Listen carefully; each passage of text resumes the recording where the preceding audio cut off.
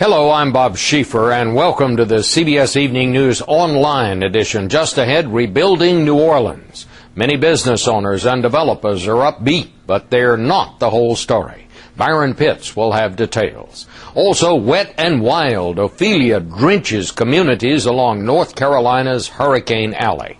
Cynthia Bowers is there with details. And the power of sticking together. 8 dolphins who were swept out of their aquarium by Katrina's fury have been found alive. It's all starting now on the CBS Evening News Online edition. There is still a monumental rebuilding job ahead, but restoring power is going faster than expected, and the air is safe to breathe, so the city of New Orleans is about to be back in business. The mayor, Ray Nagin, says a large part of the city will reopen Saturday, the historic French Quarter, the week after.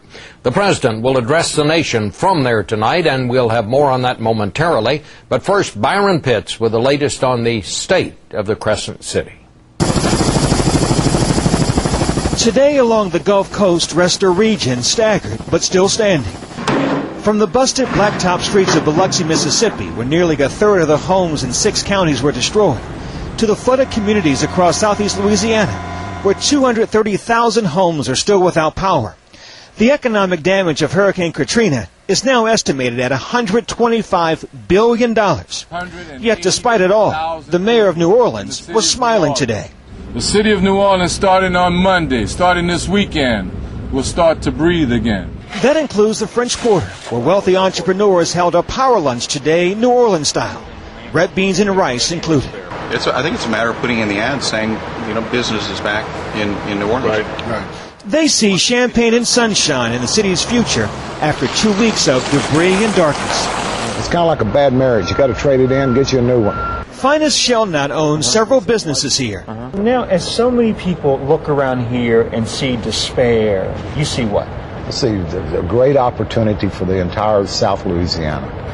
It's going to be, it can be such a mecca of entertainment. Entertainment and enterprise. I have developers that want to buy as much land as they can possibly buy. But while those who have money see a chance to make more, it's the have-nots and those who have little who see it differently. It's slippery. Becky Loy bought her first home, this house, 18 months ago. A yoga instructor, she owns a small business that just got smaller. Do you have confidence that the president will say what he means and means what he says tonight? No. I don't have much confidence in our president. The thing I'm scared about is, who's going to come and help everybody rebuild their houses. Fear and optimism. Tonight, they are the twin sisters of New Orleans, and both will watch the president's speech with great interest. Bob? Thank you very much, Byron. Hurricane Ophelia has barely moved. It has been pelting the coast of North Carolina all day with high wind and has dumped more than a foot of rain there. Federal and state disaster teams were there to help, but many residents decided to stay put, even though some may now regret it. Here is Cynthia Bowers. The National Guard was rolling into Ophelia's floodwaters even before the hurricane herself had moved out. Not a minute too soon for Dan and Monica Harrell, who live along North Carolina's Hurricane Alley. The last hurricane we had, the water went all the way up to the street sign. We didn't see nobody for 4 days. From the outset, Ophelia has been tough to pin down. She's been called a wet monster, moving at a glacial 3 miles per hour, over land long enough to dump 15 inches of rain in some areas, packing winds powerful enough to level this condominium. This was pretty wild. This is educational. I won't say again. I'm out of here. As unimaginable as it seems, Ophelia isn't expected to be completely out of North Carolina until tomorrow afternoon. Today, the governor had this message for people still under siege in the Outer Banks. If you have been asked to evacuate and you did not, now is not the time to do it. You've hunkered down wherever you are and ride it out. Many up the coast were wishing they'd heeded that evacuation order. Even though Ophelia's aftermath will be nothing like Katrina's, longtime resident Jay Tillman says his belief that Category 1 meant kinder and gentler was washed away last night. I think it's a wake-up call for folks that if a slow-moving Category 1 is in your area, to take it very seriously.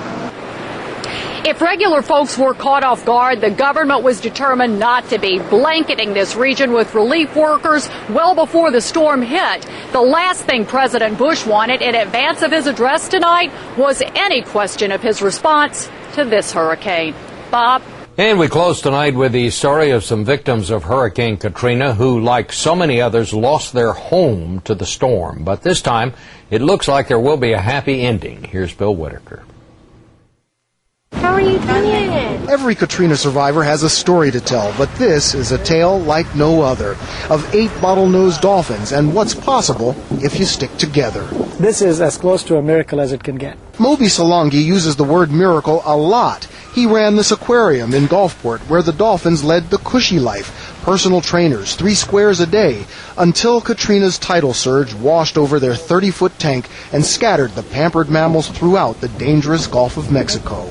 There are sharks, there are debris. Their chances of survival in the wild? Slim. First of all, they don't know where they are. They don't know how to navigate. They can't catch fish. They're domesticated animals, so they don't have any hunting skills. I got 2 going that way. After almost 2 weeks, the humans were giving up hope. Call them again. Keep going. Then, this past Saturday, the dolphins were spotted, huddled together a half-mile from the aquarium. Somehow, in this vast expanse, they'd found each other and found their way home.